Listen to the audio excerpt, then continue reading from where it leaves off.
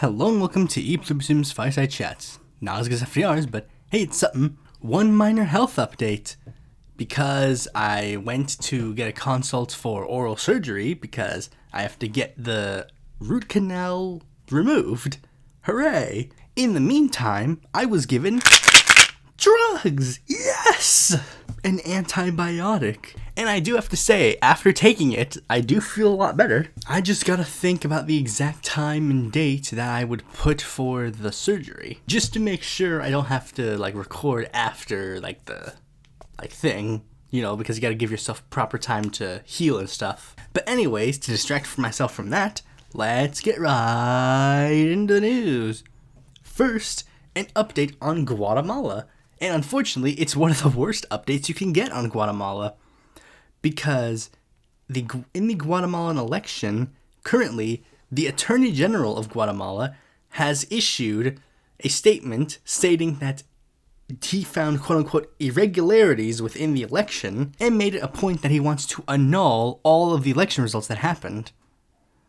The Electoral Authority has claimed, no, the elections were not rigged, there was no issues in them whatsoever, and we refuse to hold new elections, so we are again in a bit of a stalemate because we don't know who is going to inevitably pull out and who's going to inevitably, keep themselves, firm in their conviction. Hopefully it's the Electoral Court that stays on their convictions because this is objectively truth. And apparently today I have found the one random person who actually legitimately believes the electoral fraud claims. And I replied to them, they said, there is more than enough proof that the election was rigged.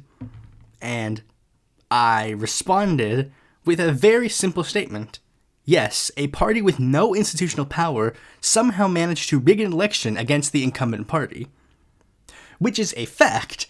Samila, the party in question that is being claimed to have rigged the election, had literally no power whatsoever. It was a party that didn't even have the ability to get on the ballot in the last cycle. This party doesn't have the power to rig an election. The people who rig elections are typically ones who have any sort of, political power, right? So they wouldn't, they didn't even have, they had 7 representatives, if I remember correctly, a very small minority in the legislature. But sure, they apparently could rig the election.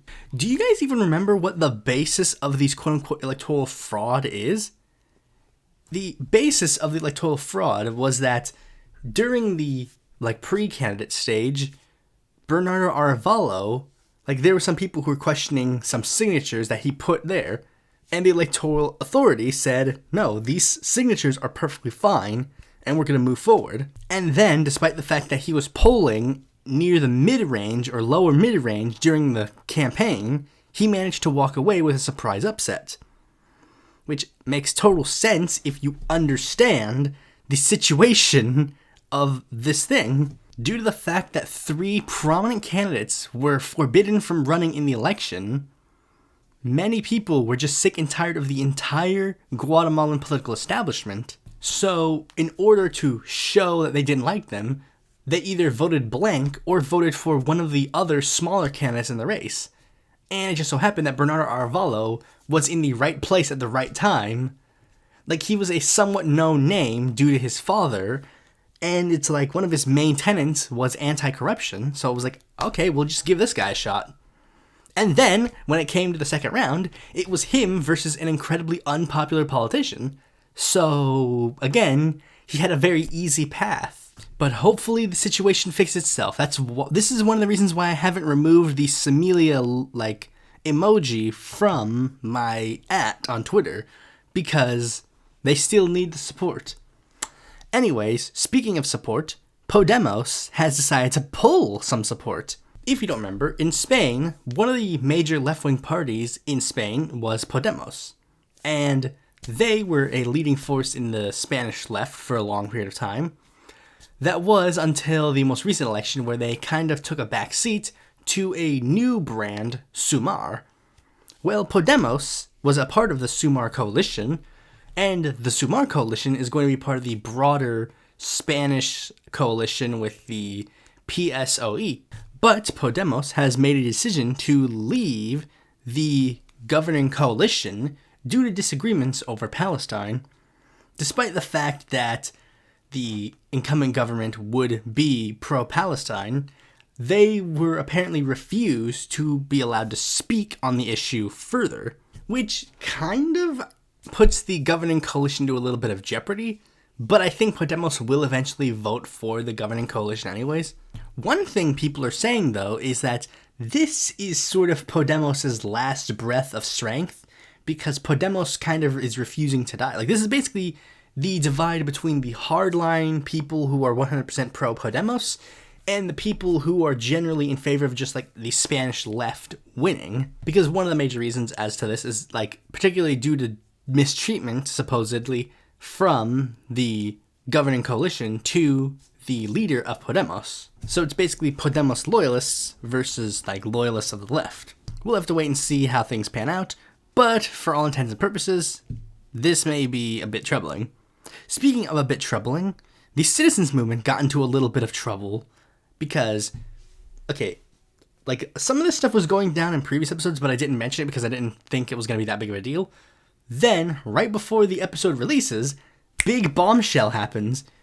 So let me explain the full extent of the story. So if you remember, Samuel Garcia, the incumbent governor of Nuevo León of the citizens movement, decided that he was going to leave his position and then run for president of Mexico, which is a typical thing you do. Like, in Mexican politics, here's what you do if you were an incumbent government official that, like, is going to seek a higher office, or any different office for that matter. You're supposed to basically request a leave of absence from your position. In that time period, they will appoint an interim governor or interim whatever official you are. Then, if the situation is successful, that interim basically just serves the remainder of your term. But if it doesn't work out, you then request yourself, like, the ability to get back in your seat. And that was basically what Samuel Garcia was doing for his governorship, so that he could seek the citizens movement nomination, which they basically quickly gave him, like, right out the gate. Like, I mean, literally the second that he announced that he was running and then he officially filed, the citizens movement, rather than going through a process, they just said, yes, we give it to Samuel Garcia. And, you know, it was like, whatever. But then the issue came from appointing the replacement. You see, the incumbent government of Nuevo León, like state government, had a choice in mind for the successor of Nuevo León. But one big problem was, it was not a member of the citizens movement, which isn't a legal requirement, but I assume is typically seen as, like, good, like, etiquette to appoint someone of the same party. Samuel Garcia apparently had a successor in mind when he resigned from his position and asked them to appoint this person, but they refused and wanted to appoint someone from the PAN. And due to this, there was a huge struggle within the capital of Nuevo León, and one of the biggest issues that came from it was that members of the people who were supporting Samuel Garcia, like, stormed the capital, and they were protesting the appointment that they wanted to put in, which led to condemnation from, like, a couple of figures, mostly from the pre-AN. But if I remember correctly, I think AMLO actually was on Samuel Garcia's side during this. And so what ended up happening was that Samuel Garcia made the stunning decision to not seek the presidency of Mexico and instead go back to Nuevo León, because if he left, that would mean that Nuevo León would not have a governor of the citizens movement, and the citizens movement would be very much troubled in their efforts for the upcoming elections, which put the citizens movement into high overdrive, and they had to hold a meeting on the 4th of December to figure out, okay, what the hell do we do next?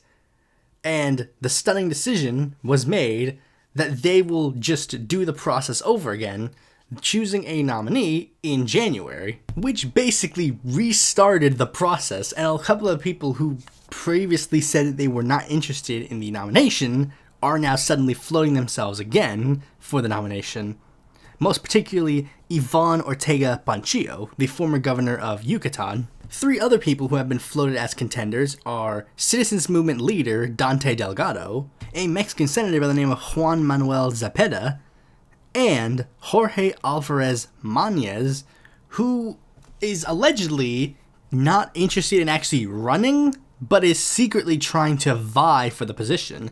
Because apparently, him and Samuel Garcia are basically really close together, and he considers himself like, I am the natural successor for this position. I genuinely don't know who they will pick.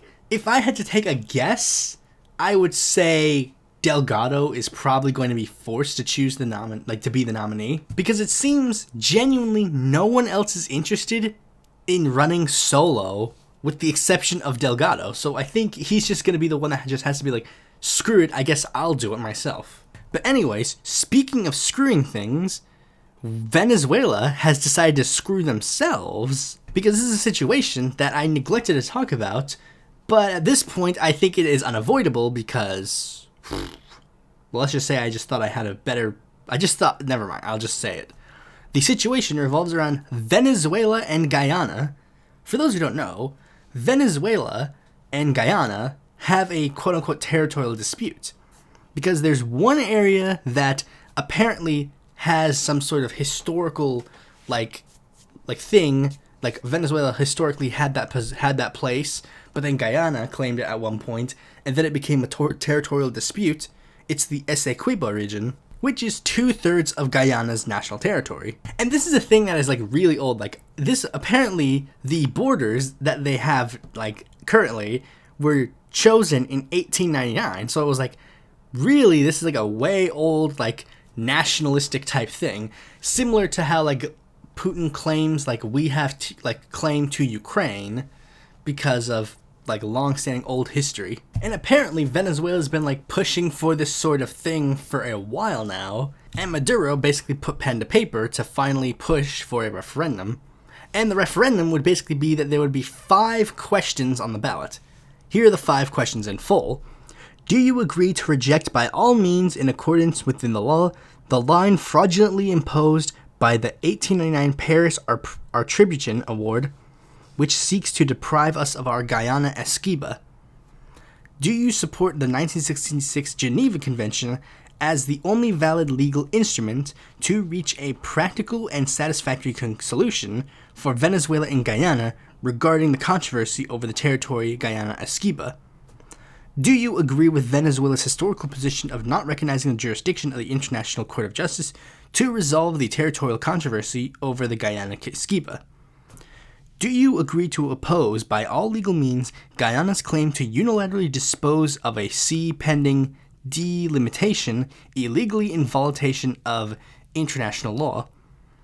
Do you agree with the creation of a Guyana Esquiba state and the development of an accelerated plan for comprehensive care for the current and future population of that territory, which includes, among others, granting of citizenship identity card, Venezuela in accordance with the Geneva Agreements and international law, consequently incorporating said state on the map of the Venezuelan territory? Now let me reread those questions, but in a more layman's terms. 1.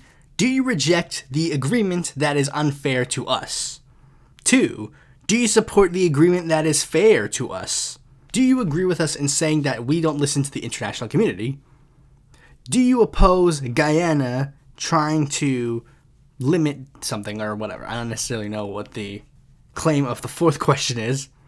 And lastly, do you believe that we should annex Guyana Esquiba? Now, in a very ironic twist of fate, even though this whole thing is kind of seen as a referendum on annexing part of Guyana, the actual question that is for annexing Guyana is the only question, like it's the question that is the least popular because it has like the least amount of percentage for it. It was like 96% of people voted for it and 3.63% voted against it. Now, one of the first things I should mention is the lopsided results, because all of the questions had yes in the 10 millions.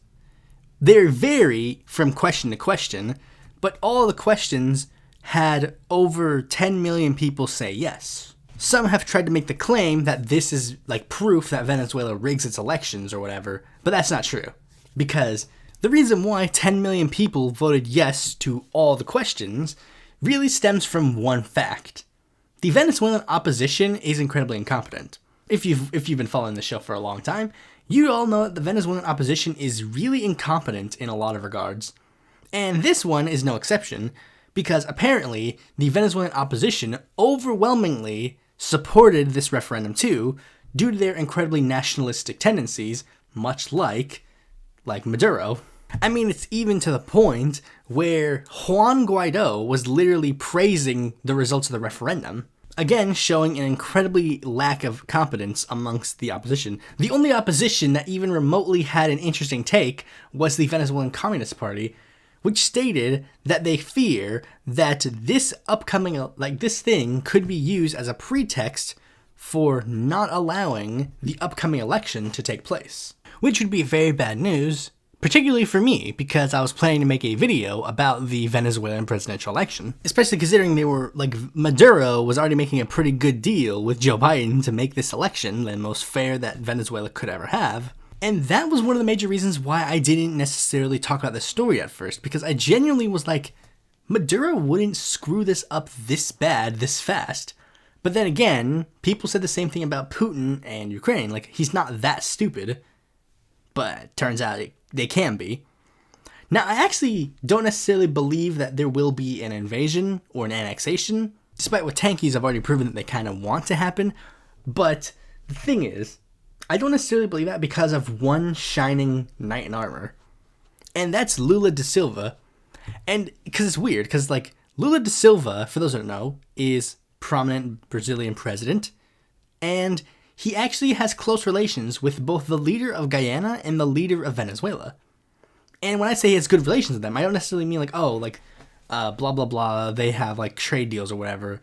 I don't necessarily know about his relationship with the leader of Guyana, Efrain Ali, but I know for a fact that he has a really good relationship with Venezuela's leader, Maduro, because he had very strong relationships with his predecessor, Hugo Chavez. And Latin American leftist leaders in the pink tide, they genuinely think of each other not as just people who take office. They genuinely think of themselves as allies and comrades in arms. And I think this puts Lula in a great place to try and mediate the conflict to prevent something from happening. Now, some people have actually even went so far as to try and say they're trying to paint this situation in many different ways. Like I said before, tankies have a weird way of painting it as if Guyana is the super pro-American place, when it's not necessarily.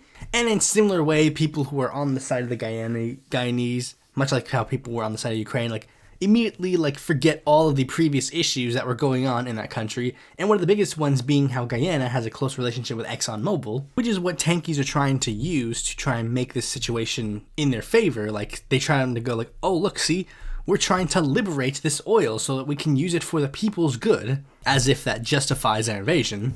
But it's all of a sudden people want you to forget about that Intercept article that explains the situation that Guyana has with ExxonMobil, much like how they want you to completely ignore all of the issues with Ukraine in regards to its simping for people in the Nazis. Again, not saying that Venezuela has the right to invade Guyana, they don't.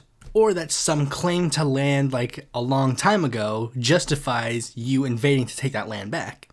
If I did, I would be a supporter of Israel. I really don't know how to end the segment, so I'll just say this. Venezuela, if they invade, you're not that good. Lula hopefully figured out a solution to the problem. With that out of the way, let's move on to the main topic of this video. You might say, wait, no, domestic stories? There was one I had, but apparently that story was disproven today, so I can't talk about it. Anyways, here is the long-awaited podcast that I think people have been begging for. I don't exactly know what this episode is going to be called. In fact, I might change the title at one point so I can get a hashtag in. But it either will be Why Bernie or Bust is a Bad Idea, My Presidential Endorsement, or the biggest one, Why You Should Vote for Joe Biden. Gonna be a controversial episode today, my friends. I wonder if this episode is gonna cause me to lose subs. But anyways, let's just get into it. If you know me, you know that I've been Bernie or Bust for both of his presidential campaigns. I was unable to vote in his first run, and I was a Bernie to Howie voter in 2020. And here's the thing, I don't regret it at all. I don't regret when I was 16 years old and saying hashtag Jill not Hill. I don't regret voting for Howie Hawkins in 2020. I don't regret voting for Matt Ho for Senate in 2022. I don't regret my votes that I cast in presidential or other elections up to this point, especially considering there's nothing I can do about it now. And I think that thing should be said about a lot of people's votes. Like, I mean, there's really nothing you can do about, like, voting for a third-party candidate in a previous cycle now. Like, you can't really do it. Like, if you voted for Nader in 2000, like, you can't do anything about it now. The past is the past. You can't do anything to change it now. What matters is what you're going to do in 2024. And, honestly, I think there is only one option for everyone in 2024. And no, it is not a third party. It is Joe. Again, I know this is going to be controversial for a lot of you. There are some of you that are going to be like, what? How dare you? And I mean, I wish it weren't so. But that's the fact of the situation. Hopefully, this will be able to explain to you the reasons why you should, or at the very least, why I think this is the best option. Now, the first thing that I should address is the fact that a lot of you are probably going to get mad at me because up to this point, I usually have been a third-party guy. Like, I mean, I guarantee you, 2018 me, if he saw what I was doing in this episode, he'd be super pissed. But it's a good thing 2018 me isn't like an actual person that could come and beat me up or anything like that. Maybe with inverted colors on his logo. December 21st, wink, wink, nudge, nudge. And I've used a lot of arguments to make my case. You know, arguing against the spoiler myth, using the argument about the 5% threshold, and a bunch of other things. I've made the case that my singular vote ultimately didn't matter in the year 2020, because Joe Biden was either going to win with my support or lose without my support. Some of the arguments I've made in the past, I still maintain. Some of them I don't maintain. First, let's start off with this one that's a little bit of both. My one vote ultimately doesn't matter in 2020, which is true. Ultimately, if I voted for Joe Biden in 2020, what would have happened is that Joe Biden would have gotten one more voter in 2020. It wouldn't have changed the results of my state. It wouldn't have changed the results in the country. And that statement is technically true in 2024. Ultimately, my singular vote doesn't make that much of a difference. But I'm not trying to make it my singular vote. I'm trying to make it so that the 900 and so people who are subscribed to me, at the very least the ones that are in the United States, also be votes for Joe Biden. A lot of them probably are already votes for Joe Biden, but let's just say try and get the people who aren't Joe Biden to be on Joe Biden's side. Given how far the GOP has come in this cycle, I think it is a moral duty to prevent them from winning by any means necessary. Now here's some other points. First, let's talk about this one. The spoiler myth. For this one, I actually do maintain a lot of my arguments with the spoilers. I made a full video about me disproving the spoiler myth. And I think, ultimately, I might actually do a reaction to see how much of the points in the video that I might actually believe in. But I do think that if I do watch it back, I will ultimately believe and still maintain all the arguments that I made in that episode. The only caveat that I will make is that I believe that it might be case by case on certain regards. And you can make the case that maybe in a primary, it's more likely that there will be quote-unquote spoilage. But in the general election, I think it's a lot less likely because I think for most people who are going to vote for a third-party candidate, they've already conceded that they are not going to vote for one of the two major candidates. One of the biggest examples was used with John B. Anderson during the 1980 election.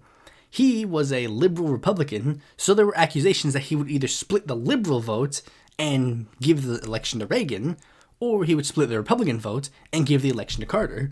A excuse that Carter used to not have Anderson appear on the presidential debate with him and Reagan out of fear that he would split the vote.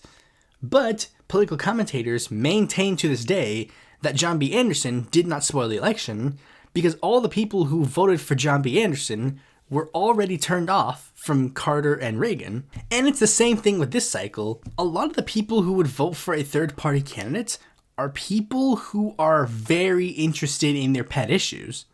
And those type of people, even if they are ones that wouldn't necessarily only vote for a third party or only vote for a Democrat, they have already made up their mind. People for me, for example, I made up my mind. Here's the thing. even though I'm making this video today and I haven't really like officially said it, this has basically been my position for like a whole year. Like, I made up my mind on voting for like Biden. Like, literally, I think it was like a week before Cornel West announced his bid. I officially was like, I think there was like no other option left. And then even when Cornel West entered, even though I thought about it briefly, I was like, no, ultimately, my mind is made up. Now, sure, during presidential elections, you have the fabled swing voter, but those people aren't even typically going to vote for a third-party candidate anyways. Those people are going to be looking at either Trump or Biden. They already have it in their mind, like, it's either one of these two, so I have to choose one of these two. And people who already checked out of the party system and don't want to vote at all are either staying at home, and then they might consider voting for a third-party candidate. And another one, I didn't believe this thing at all. I think maybe I believed it briefly, but it's just something that is genuinely stupid to think about nowadays, where a lot of people make this complaint, like, every election cycle, liberals or Democrats say this is the most important election of our lifetime. Yes, that is true. And it is true every time they say it. This isn't an own, this is a fact. The election that is going on right now, that will decide the direction of the most powerful nations in the world, that like what it's going to do in the next 4 years, is the most important election of our lifetimes up to that point. And as I stated before in the last episode, I think the 2024 election could be the one that pushes us over the edge, that makes reactionaries unable to win. Genuinely, I think that. And if we play our cards right, we can actually win this thing. But some people just don't want to do this, don't want to win this thing. The next thing is, quote-unquote, earning my vote. Like, that's one thing. It's like, oh, this candidate didn't earn my vote. We'll talk about it a bit more later, but this one is a bit BS as well. But the biggest thing that was, like, I actually started looking into this just because I was, like, a little confused. Because, like, I kept hearing it. We hear this all the time with, like, third-party discourse. Like, we hear it over and over and over again. And it genuinely pains me to see this argument that I have been using for so long is just complete and utter BS. So, it is the question about federal matching funds. Like, that's one of the things that third-party activists really, really love to talk about. Yeah, sure, we know that the Green Party might not have a chance to win. But if we manage to get them to just 5% of the vote, we'll be able to get them federal matching funds, which they can use to run a good campaign in the next cycle. Okay, first of all, but what about this cycle? So this cycle, they do nothing, but next cycle, that's when things get good. But anyways, like, I always use this argument, but it wasn't until recently that I was really just like, I understood the concept, but I was genuinely just like, at this point, I'm just like, okay, but like, what are actually federal matching funds? Like, what is that term mean in actual political sense? So, for those who don't know, federal matching funds are when the US government gives a presidential candidate money based on certain criteria, either raising $5,000 from 20 states during the primaries or getting 5% in the general election. The money is then supposed to be used to basically balance the books of the party in question so that they don't lose money every single cycle they run candidates. Because, as we all know, presidential campaigns are expensive. And if the Democrats and Republicans didn't have those federal matching funds, they would have gone bankrupt years ago. And what they do is that they first match the money based on how much the candidate raised in the election proper. So if you raise $1 million in your campaign, you get $1 million. But then they go through your contributions and they see who donated to your campaign, whether it be people, PACs, or whatever else. And every single donation you received, you get an extra $250 per contribution. So the money that you spent in the campaign is supposed to just balance your book. And then you get a little extra something, like, for every donation you received. And at first, this sounds like a good thing. You know, it makes sure that your campaign doesn't lose money. And especially if you're a small party like the Greens, that does sound like a good idea. You won't lose money every time you run a campaign. But there's a little bit of a problem.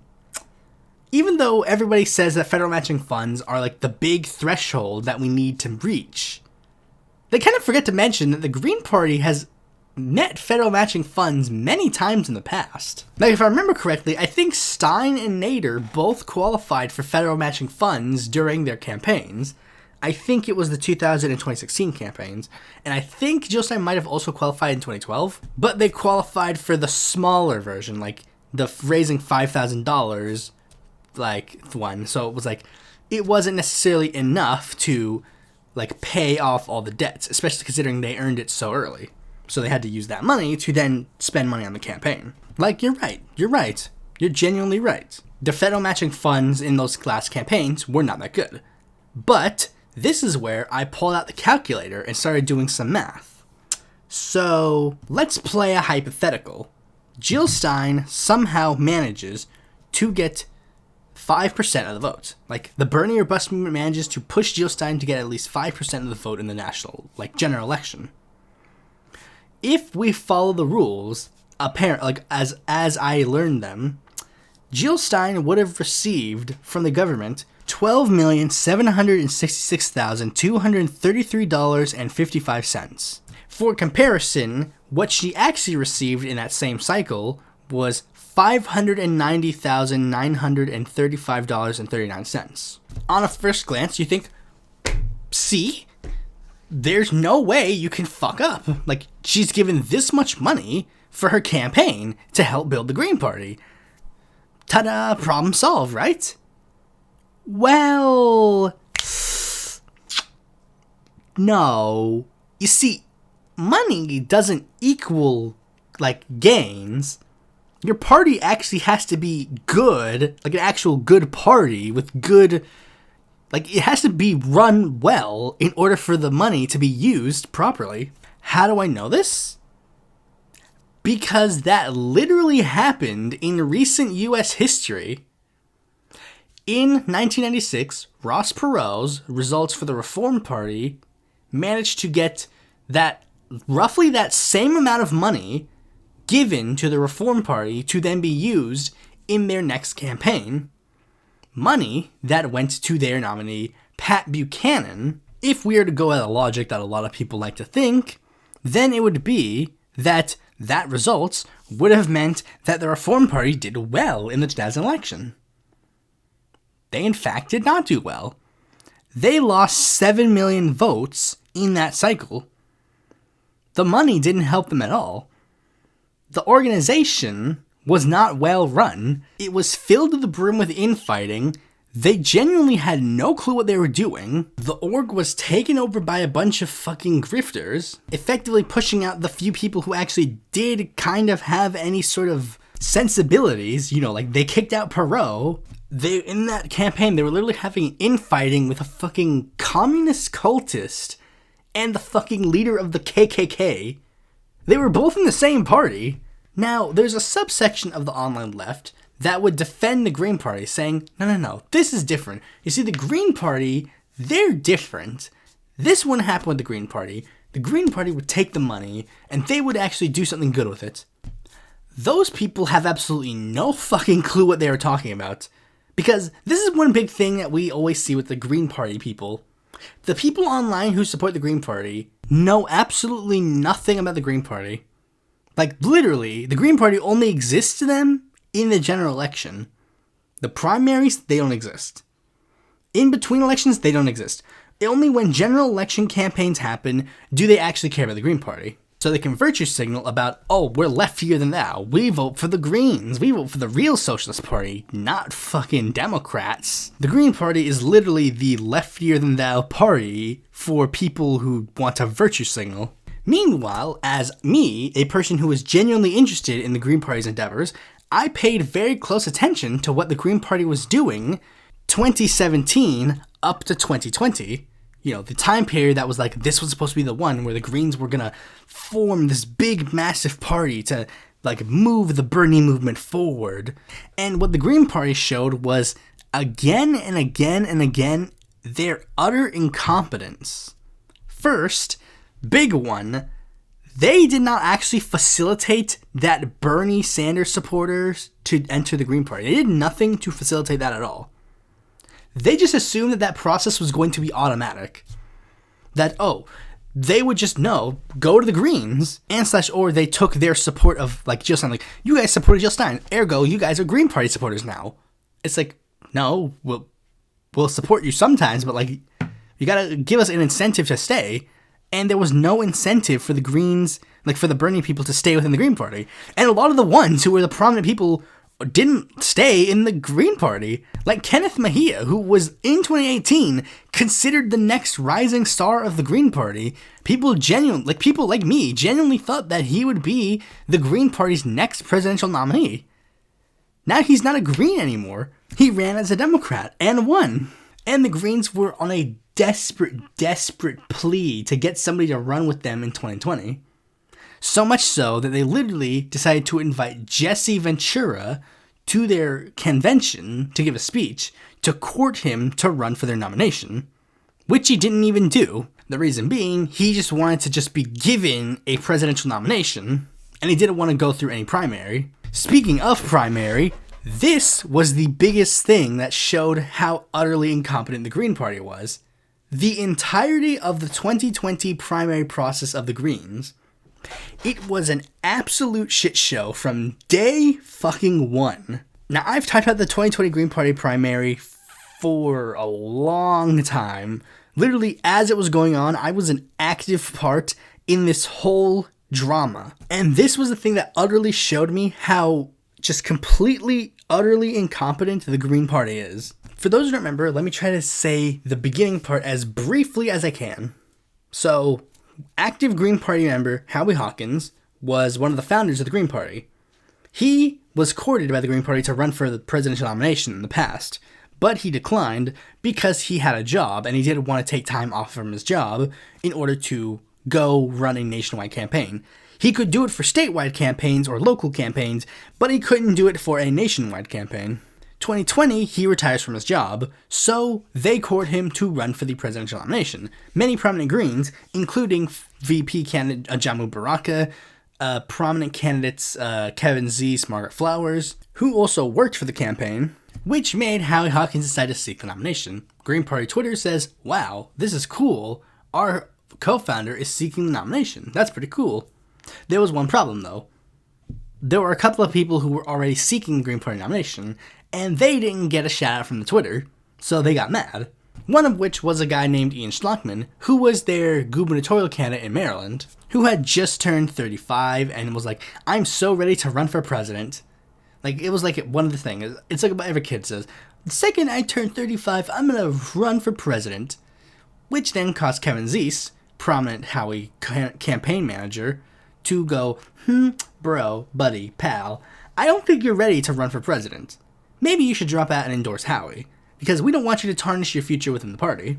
Ian Schlockman pointed out the fact that this was a bit weird that a member of an opposing campaign basically tells him to drop out. Another thing that's a bit of an incompetence is that a prominent campaign chair within the Howie Hawkins campaign, Andrea Merida Cuellar, was also one of the leaders of the Green Party, who would go on official business for the Green Party to tout Howie Hawkins' campaign. Not all the candidates managed to get on the ballot in every single Green Party primary state, which they cried foul, especially considering the fact that the Green Party would then use the same excuse in the general election, like, the Democrats are kicking us off the ballot and not letting us go on the ballot in certain states.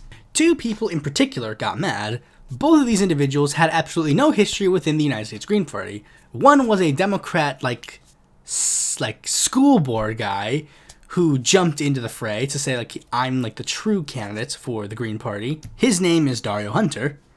But somehow the biggest person to make a splash during this campaign was a guy by the name of Chad Wilson, who, again, had absolutely zero history within the Green Party. And somehow he managed to suck the entire dialogue of the situation and then turn it for his own benefit, while making some very outlandish claims, such as the Green Party founder Howie Hawkins was actively rigging the nomination against him. Howie Hawkins was ineligible to seek the Green Party nomination due to the fact that he was seeking the nominations of multiple parties, which isn't a rule. saying that Howie Hawkins was actually a Democrat plant, saying that the previously aforementioned Dario Hunter was an Israeli dual citizen due to the fact that he is Jewish, saying that Howie Hawkins was trying to take the party over by socialists, ignoring the fact that in 2016 the party had officially adopted a platform of eco-socialism, saying that Howie Hawkins was a war hawk for saying some very benign foreign policy stuff, like saying that there was one particular intervention in the Syrian civil war which was a justified intervention, claiming that every candidate in the race, with the exception of himself, was planning to rig the Green Party nomination, said that people should question the historical narratives of the Holocaust, and the biggest thing that showed he had absolutely no understanding about the Green Party whatsoever was that he believed, in the most genuine sense, that the Green Party could literally, throughout its entire electoral process, and unilaterally choose Jesse Ventura as the nominee of the Green Party, and that Jesse Ventura was dropping secret messages that he was running a secret campaign for the nomination, and the Green Party forbade him from seeking the nomination, despite the fact that the Green Party actively courted him to seek the nomination, but Jesse Ventura stated that he didn't want to seek the nomination. And you would get some different responses. On one end, they'd say, oh, his wife's health insurance. He wanted to make sure that his wife still had health insurance. But then on the other end, they would say, no, the Green Party forbade him from running for the presidency. Ignoring the fact that he literally said in a interview that he did not want to go through another primary. Like, he didn't want to go through any primary. Because when he sought the governorship of Minnesota with the Reform Party, they didn't give a nomination. They didn't have a process for him. He just asked for the nomination, and they gave it to him. He just wanted to be given the nomination and not put in any of the work for it. And Chad Wilson genuinely believed that the Green Party could do that. And in fact, he even made the claim that they were trying to prevent that from happening by not holding an in-person convention due to the fact that the COVID-19 pandemic was happening at the time.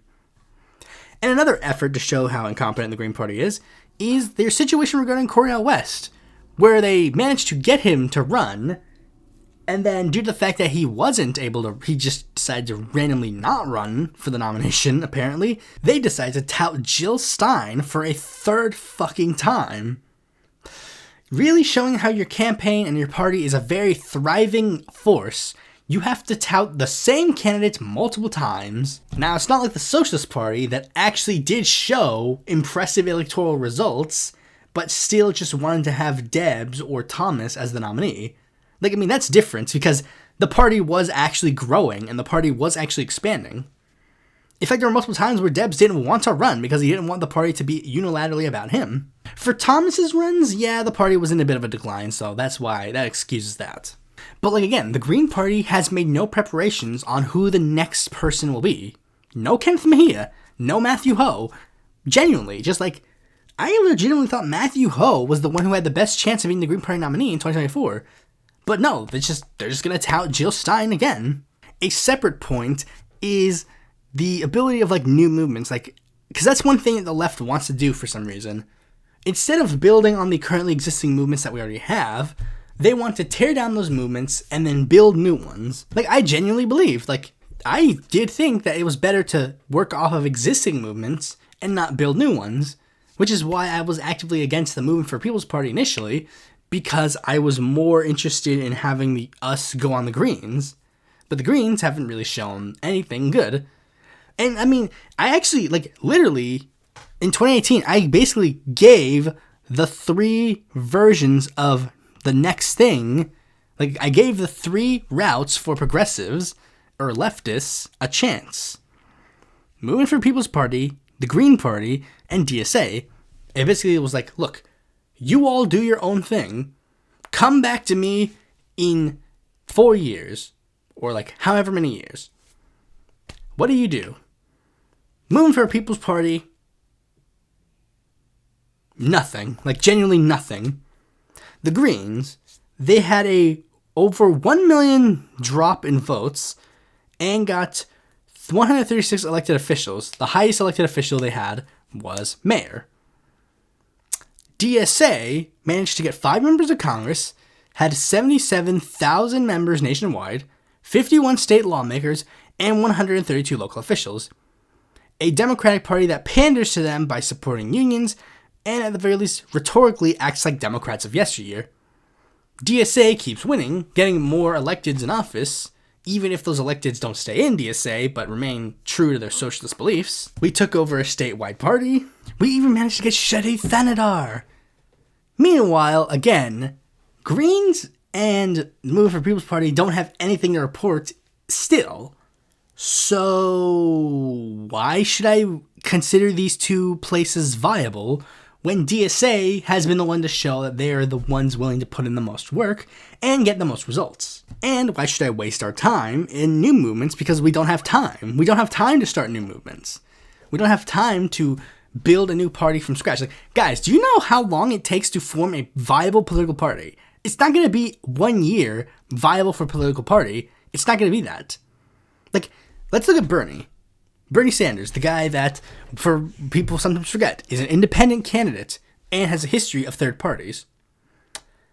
He spent years as a minor party activist.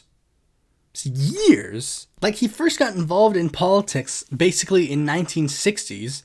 Like, I guess in 1960s kind of when, because it's like, it's not necessarily clear on the wiki, but it's like, it says like he left college, he left high school in 1959, and then a year later he went to college, and that's when he first joined the Youth Socialist League, which is the Socialist Party's youth faction. Then, after 10 years, he joined the Liberty Union Party, and then due to that time, he started building a political base of his own, and that political base would then culminate in the creation of the Vermont Progressive Party, which is the largest, third party, I guess not necessarily in America, but it has become Vermont's third political force. It took him 10 years to build the Vermont Progressive Party. 10 years for one party in one of the smallest states. But no, we're going to build a bigger one in less time with more people. Meanwhile, climate change is reaching almost unreachable levels, and in the ensuing time, you would then help people who legitimately want to murder the people who would be your political base. But no, stick to the many years plan. We'll get there someday.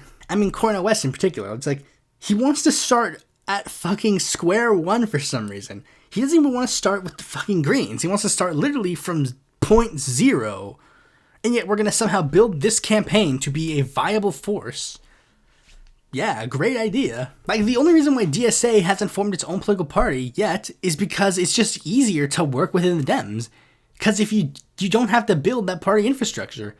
Because here's the thing, you think building a political party is fun. It's not. You have to build, day-to-day infrastructure.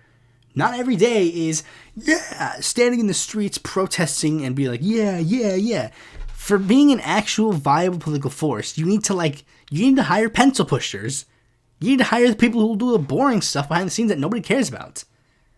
Dems have that already. Dems have people who automatically just focus on ballot access and stuff. And the mainstream candidates don't really have to do anything about it. A minor party, you're going to have to spend a lot of time doing all the boring pencil pusher stuff before you get into the fun, cool stuff. Which is why the Movement for People's Party hasn't even bothered with the pencil pushing stuff. They've literally just skipped to the quote-unquote fun stuff. They're just doing the holding rallies and going on podcasts. It's you don't have a fucking party. Even the so-called, we got on the ballot in Florida. It's no, not really. You registered as a political party in Florida. You haven't actually gotten on the ballot yet.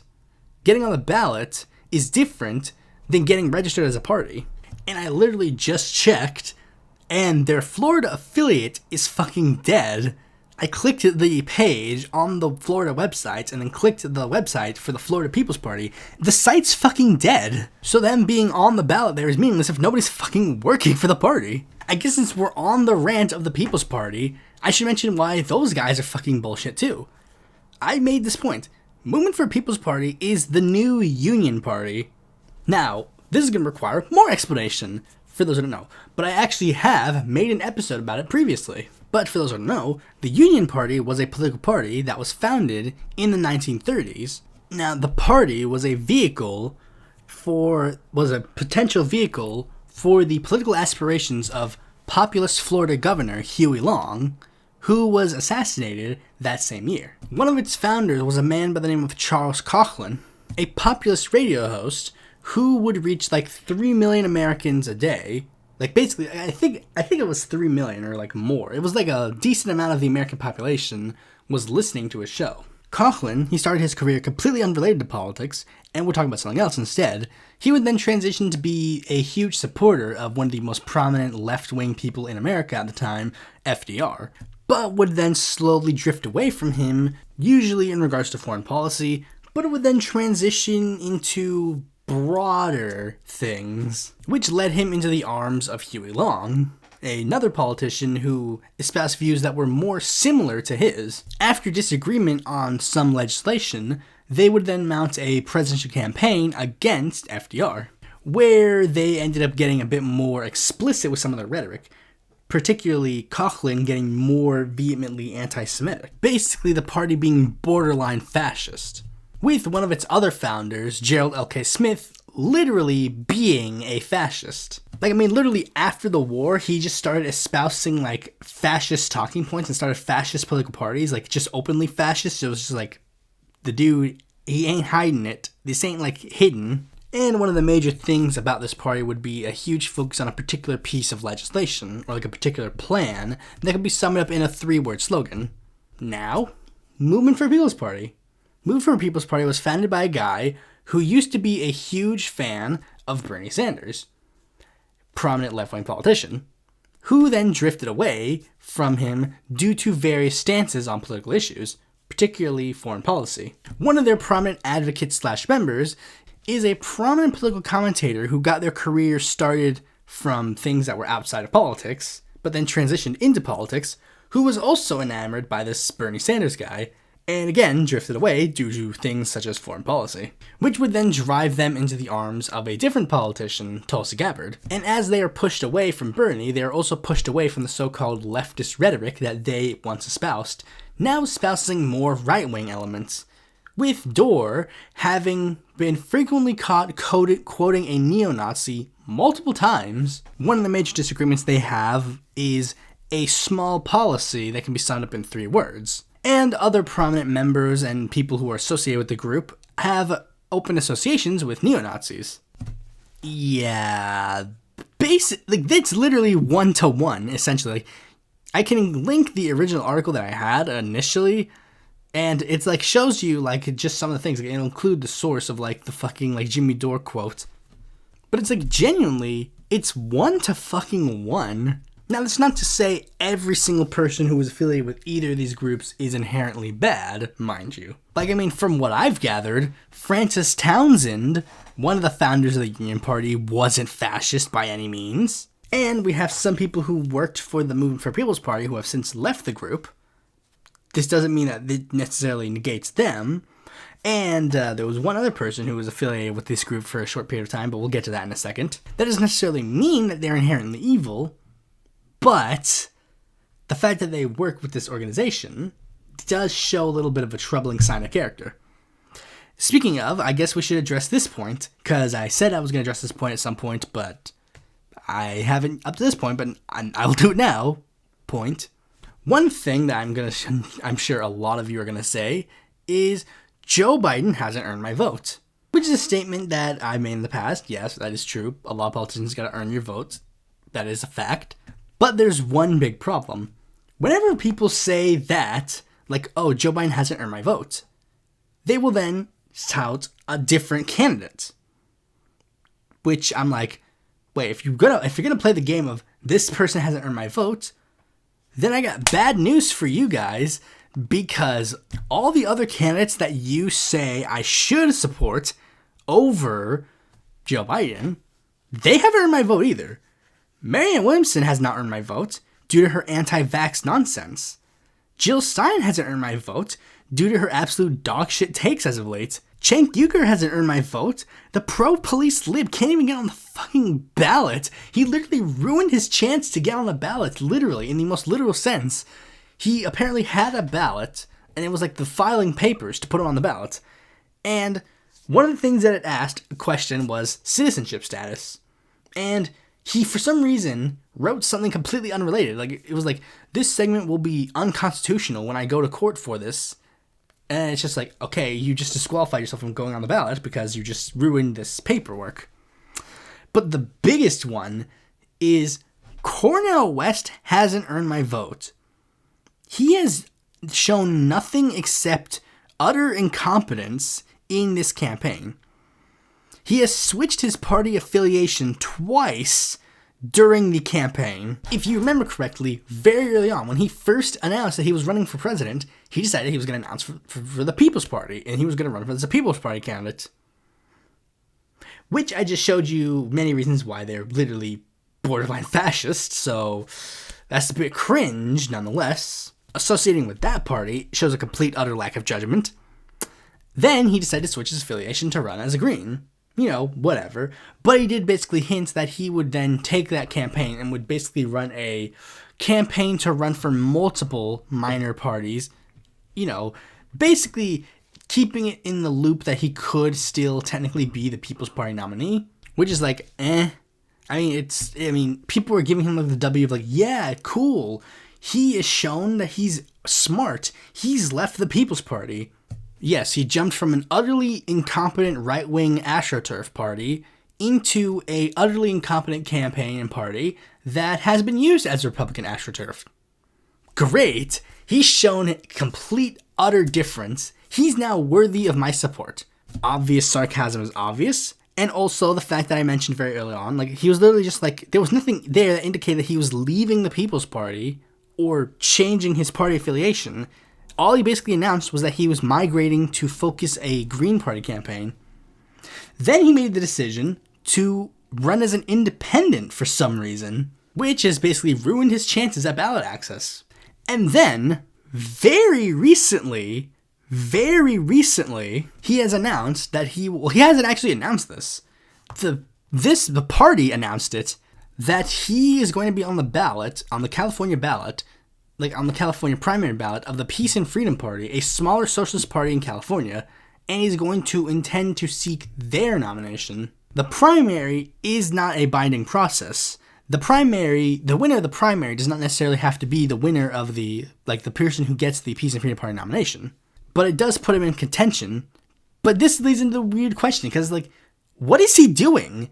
Is he running this campaign as, like, multiple party campaign or not? If that was the case, why didn't he do that initially? Why didn't he say, hey guys, I'm running an independent campaign, like I'm primarily an independent, but I'm also going to seek the nomination of all these other minor parties. I'm going to seek the nomination of the Greens, I'm going to seek the nomination of the Movement for People's Party, I'm going to seek the nomination for the Peace and Freedom Party, and a bunch of other smaller left-wing parties across the nation, which is what Howie Hawkins did in 2020, which got him into trouble with certain people for some reason. But again, like, he's shown that he just doesn't know how to run a campaign. The dude is not made to be a politician. And that's the thing. Like, there's nothing wrong with him not being a politician. But that's the thing. Not every activist is worthy of being a politician. And not every politician is worthy of being an activist.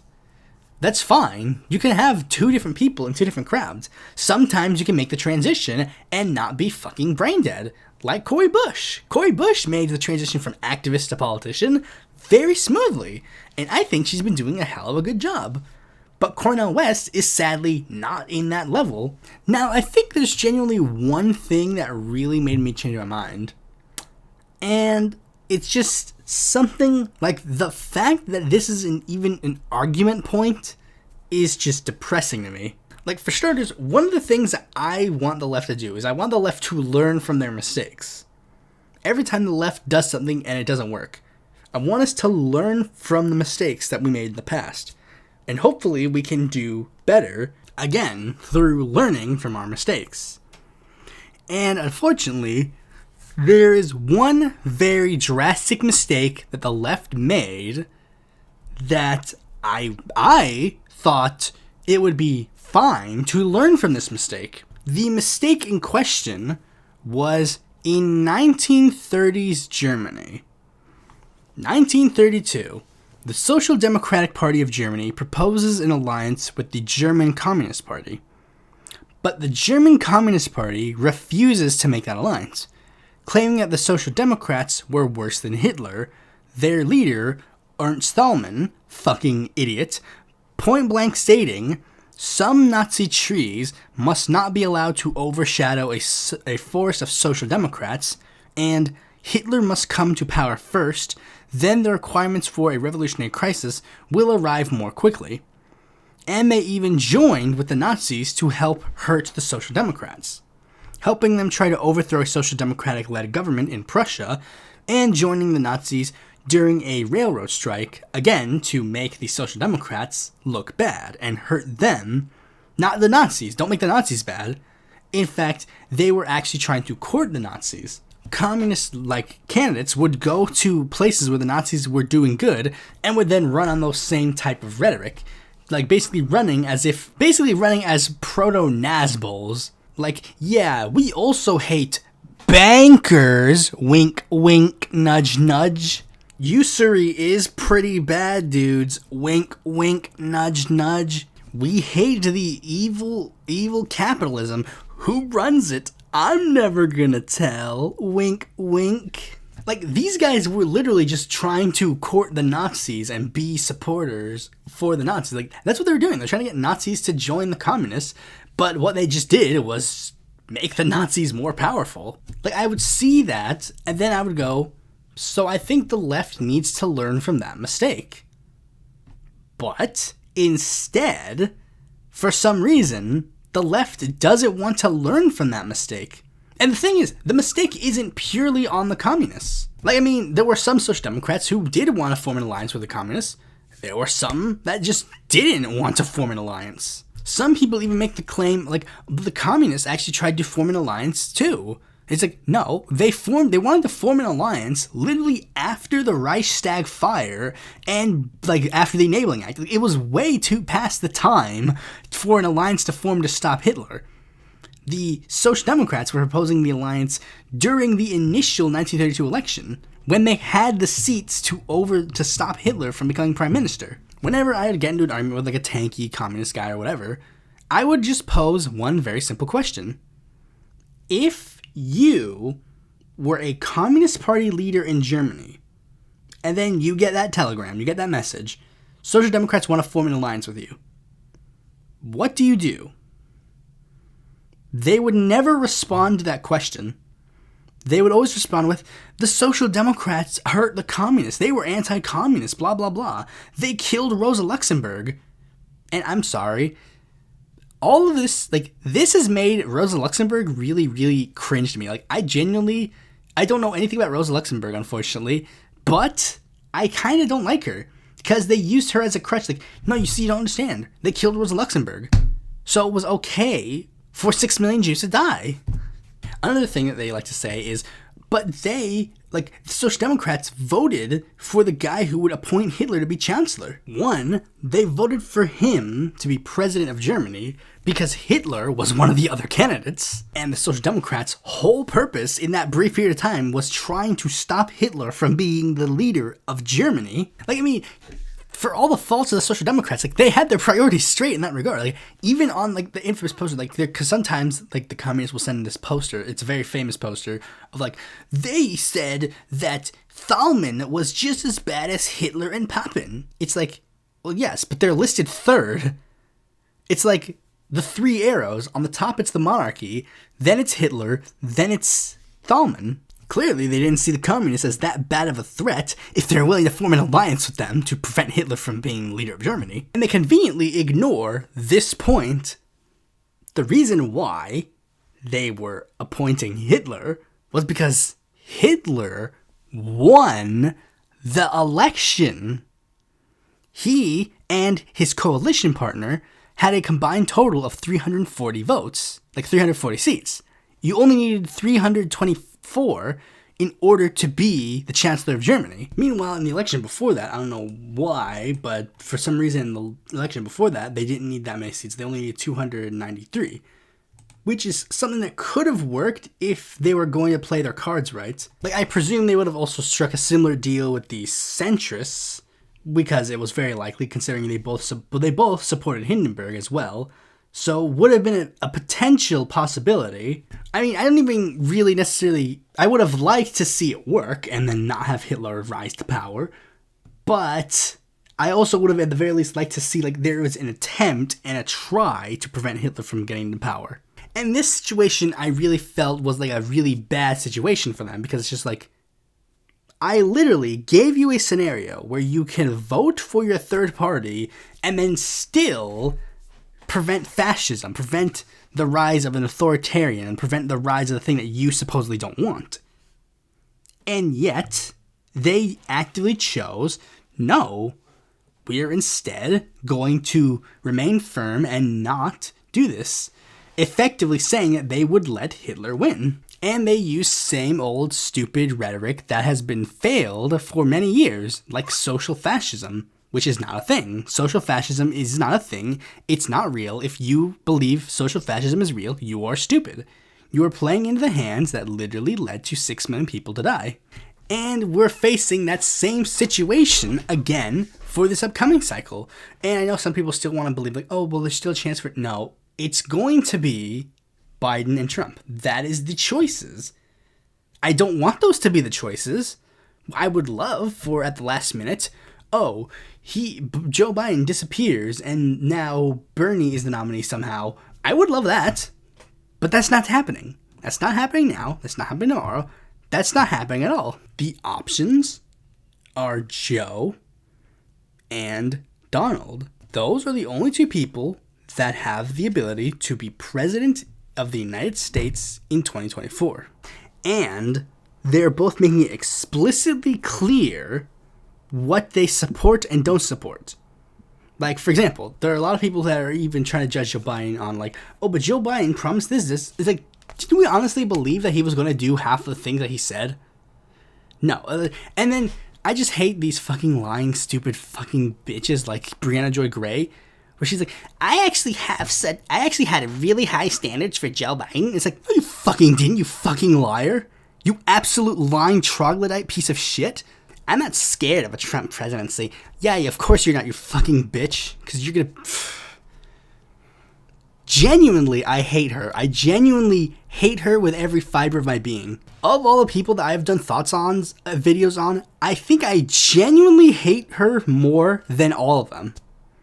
In the most literal sense, I fucking hate this bitch. And just to be clear, I would call her that even if she were a man. I would call her that no matter what. Her sex and gender have absolutely nothing to do with the insults. It's everything to do with her personality and everything else.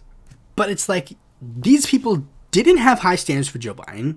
And that is like, since he can't meet these standards, I'm not going to vote for him. But now that he's president, it's like, all of a sudden, he has to meet the standards you already said that he wouldn't meet. You're judging him based on things that he never said he was going to do, and things that you already said that he wasn't going to accomplish, even though he said he would try to do them. Things that we understood this. Like, I understood that. I understood that he wouldn't do that. That's why I didn't vote for him in 2020. I was like, I don't think he'll meet these standards, so I'm not going to vote for him. And sure enough, he didn't meet my standards. He did other things. Things that are okay, that range from okay to not good. But, again, he didn't meet the standards that I initially wanted him to meet. That I wanted him to be Bernie. I wanted Bernie to be president. That's the standard I want. That's the low bar. And he didn't meet that bar. But guess what? That didn't matter. That doesn't matter. Because I didn't believe that he would meet that bar. So I can judge him based on how he actually has governed. I honestly thought the fucking Joe Biden people would do this. I thought they would like build up like all the accomplishments that he did, which they do to an extent, but they're not like playing it up to the point where it's like, oh, he's like genuinely the next Mao. No, they're just like, they acknowledge the good things that he's done, and that's the thing. Like people can't acknowledge the good things that he's done, and even the good things he has done, it's like, but that doesn't meet our standards, so it doesn't count. It's like, these impossible standards that you didn't have these standards before. I know this because you're on the record saying that you don't have these standards for Joe Biden. My standard for Joe Biden in this one is very simple. He's not a Republican. Or at the very least, he's not a current Republican. Like, he's a fucking Rockefeller Republican, Lexi's not even a Rockefeller Republican. He's like to the right of a Rockefeller Republican. But it's like, that's better than, like, it's basically a race between, I mean, I guess I really have no other way to say it. Like, I guess it's a race between fucking Dwight Eisenhower and Barry Goldwater. Actually, scratch that. It's literally like a race between fucking Dwight Eisenhower and fucking Mussolini. That's literally the race. And I know this because I decided to do something that I did in the immediate aftermath of the 2020 election, where I decided to take a look at Trump and Biden and then go over all of their, like, use the 14 Characteristics of Fascism by Lawrence Britt and then use that to judge how close they are. Because that's another thing that we've been hearing. Like, we've heard someone say, like, even if it's 99% Hitler versus 100% Hitler, it is your duty to vote for 99% Hitler. So anyways, let's find out the actual percentages of Hitler that exist in this election. First, like, here are the 14 characteristics of fascism and how the candidates are with them. And for this one, I'm going to read them in full because even though I always link the actual text, for some reason, people will then read the first part and then just not actually read the text of what the characteristic actually means. Because the blurb is different from just the sentence like that the characteristic is. Number 1, powerful and continuing nationalism. Fascist regimes tend to make constant use of patriotic mottos, slogans, songs, and other paraphernalia. Flags are seen everywhere, as are flag symbols on clothing and public displays. Now, for this one, like, I mean, for first, we gotta acknowledge that we're kind of judging candidates and not necessarily regimes. But for this one, I decided to just be fair. Like, I'm trying to be fair, because that's the thing. I'm not trying to judge it based on, like, I'm not trying to judge based on a bias. This is literally just me being fair and just going by the characteristics. And for this one, I decided to be fair and go, by default, I have to give it to both of them due to how extremely nationalistic the United States is. Disdain for the recognition of human rights. Because of fear of enemies and the need for security, the people in fascist regimes are persuaded that human rights can be ignored in certain cases because of need. The people tend to look the other way or even approve of torture, summary executions, assassinations, long incarcerations of prisoners, etc. This one was one that I originally only gave to Trump, but due to the recent Palestine situation, it's a little bit more complex. While Biden isn't as gung-ho on Israel as, Trump or previous presidents for that matter, he's still pretty gung-ho on them, and that is why I have to give it to both. Identification of enemies/scapegoats as a unifying cause. The people are rallied into a unifying patriotic frenzy over the need to eliminate a perceived common threat or foe. Racial, ethnic, or religious minorities, liberals, communists, socialists, terrorists, etc. This one, pretty simple. Trump has Muslims, Mexicans, Democrats, Socialists, Communists, Antifa, China, the LGBTQ. Biden doesn't have any. Trump 100% gets this one. Supremacy of the military. Okay, so even when there are widespread domestic problems, the military is given a disproportionate amount of the government funding and domestic agenda is neglected. Soldiers and military service are glamorized. Now, this is one that could almost go to both of them, but Trump gets the little extra bonus because of the military parade and the fact that he actively does try to cut social spending. Meanwhile, Biden, at the very least, tries to do both. Rampant sexism. Now, rampant sexism is a little bit of a misnomer because it says right here, the government of fascist nations tend to be almost exclusively male-dominated. Under fascist regimes, traditional gender roles are made more rigid, opposition to abortion is high, and homophobia and anti-gay legislation is national policy. Which, yeah, it's pretty solidly for Trump. Like, I really don't even think that I have to explain it. Number 6, controlled mass media. Sometimes the media is directly controlled by government, and in other cases the media is indirectly controlled by government regulation, or sympathetic media spokespeople and executives. Censorship, especially in wartime, is very common. Now, this is the fact. Neither of them have actually done this, because that would be literally just point blank fascism. But the thing is, Trump has stated that he actively wants to do this. He wants to take the FCC, which is an independent government venture, and put it directly in the hands of the federal government. So, Trump, 100%. Obsession with national security. Fear is used as a motivational tool by the government over the masses. Law and order Trump.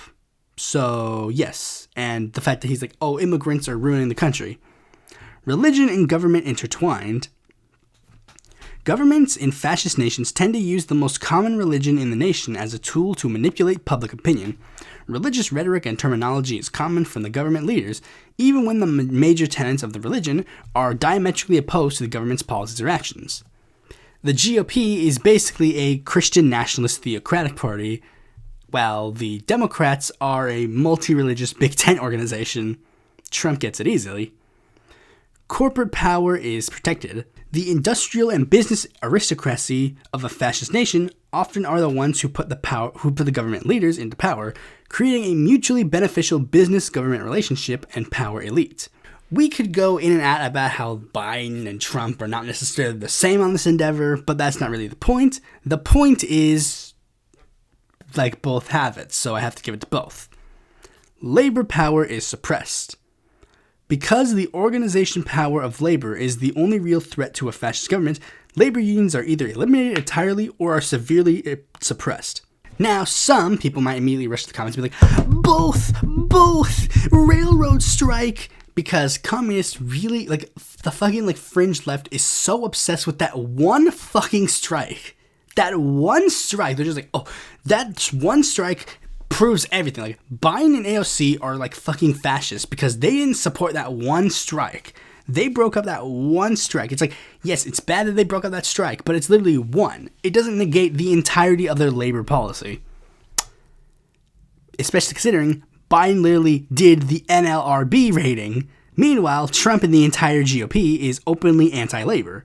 So, point goes to Trump. Disdain for intellectuals and the arts. Fascist nations tend to promote and tolerate open hostility to higher education and academia. It is not uncommon for professors and other academics to be censored or even arrested.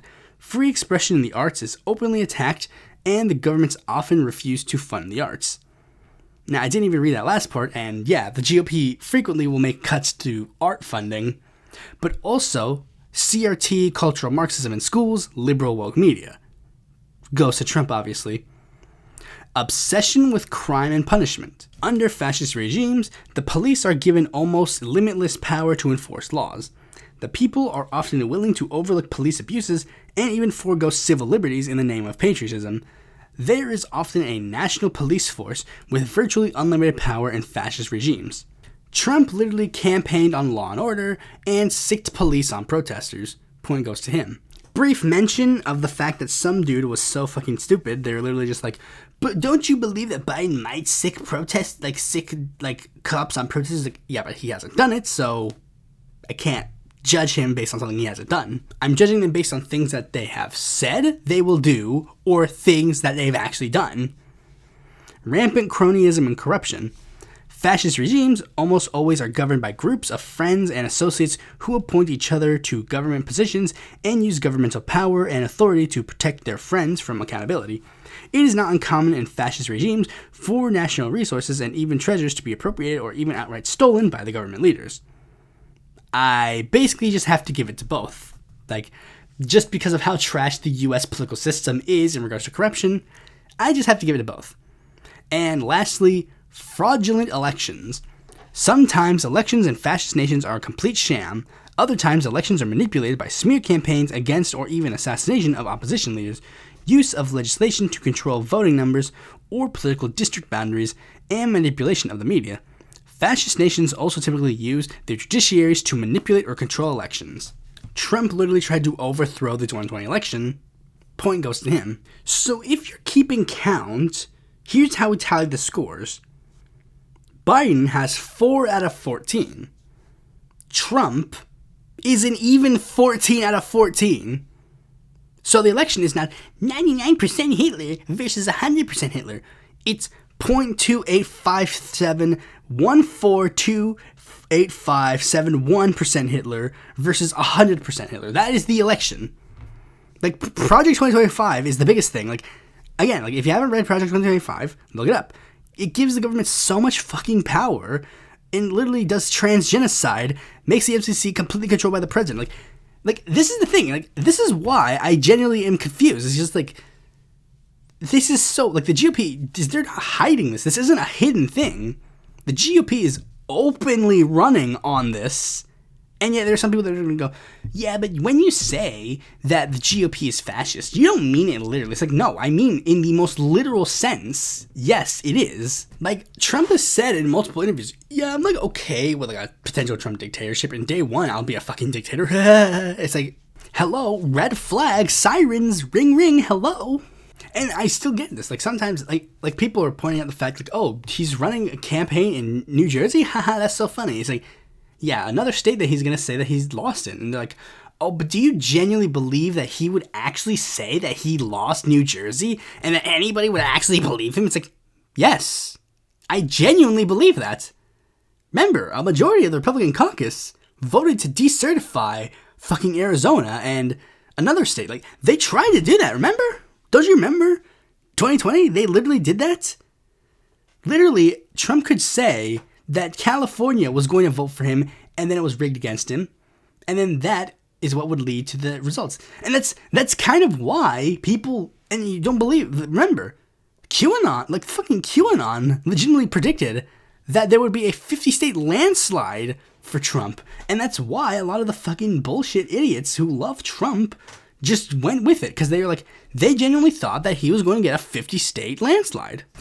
Now, let me be crystal clear. Joe Biden, corporate neo-lib, committing genocide right now with Israel.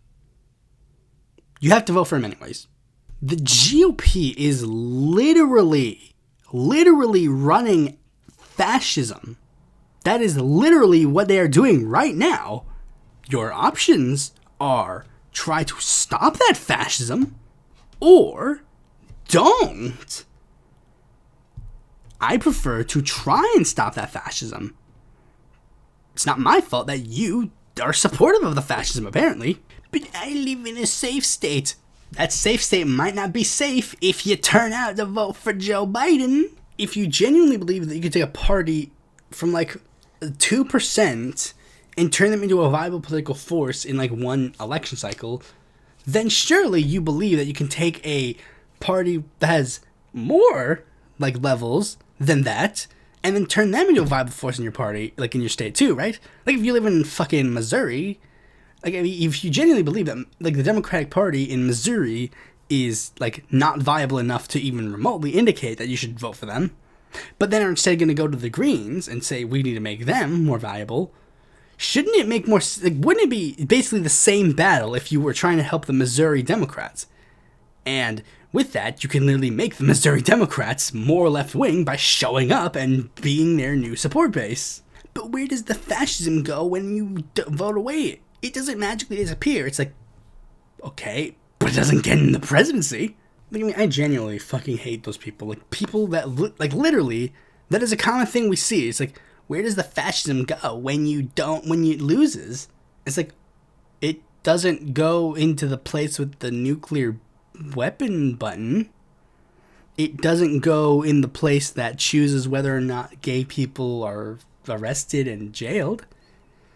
Like, I mean, it goes in a place that doesn't have fucking power. I don't care if it like still festers down the street. I mean, then we'll be back to vote against it next time.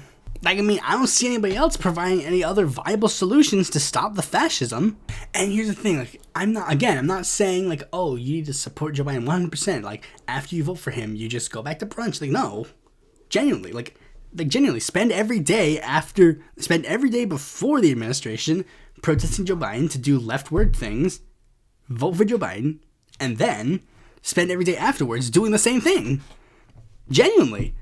And vote for a more progressive majority in down the ballot races, if you could find any, and we'll be able to get more progressive agendas done. Could you imagine if we got more people to turn out for Mandela Barnes? We would have Mandela Barnes in the Senate now, and we'd probably have a bigger progressive majority. Then we could have Hill Harper, Barbara Lee in the Senate. They might not be likely to make it, but we can sure try. So anyways, that's pretty much all I have to say on the topic. I talked for a lot, so genuinely, there's really only one option in 2024. We may not like it, but it's a fact. Thanks for watching this video. Be sure to like, comment, share, subscribe, and click that bell to notify when a future video of mine comes out. And if you need more content from me, you can go to my website, follow me on Twitter, join my Discord, or consider supporting me on Patreon.